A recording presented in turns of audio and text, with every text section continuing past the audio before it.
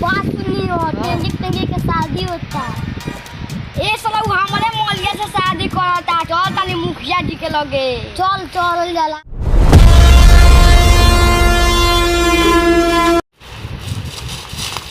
मुखिया जी हमारी इज्जत बचा ली।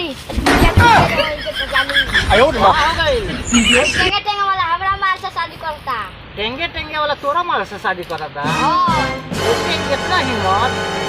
होई देख कहां बा टेंगो का जाने नहीं के तो का पता।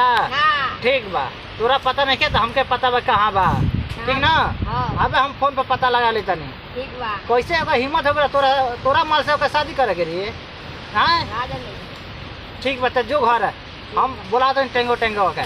ठीक बा जा संतानी के शादी होता टेंगे शादी होता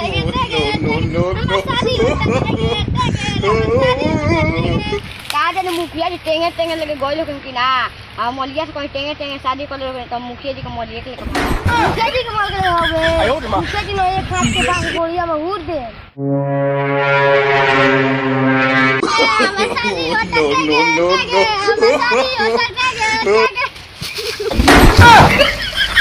आयो रे मां से हमरा चलवा के माल से शादी कर दे।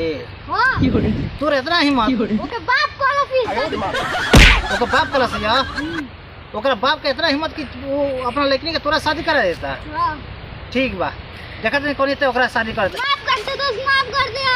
तोर मां शादी ना करे वक्त तो सोच ले रेडी कर दियो बियाह करके टीवी लेके भाग जा। ना जब तो पसंद रह लियो माफ कर दे दोस्त माफ कर दे। हमको माफ कर दे। चल माफ कर दे माफ कर दे इतना जल्दी माफ कर दे।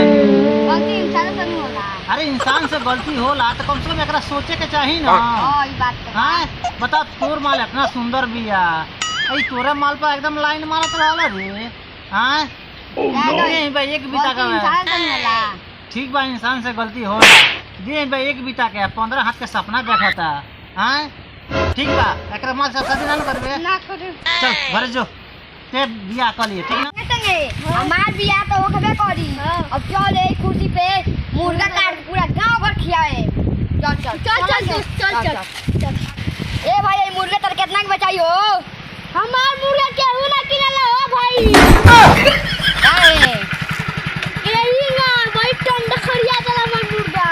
बताओ कितना के बचाई। 5000 के 5000 के।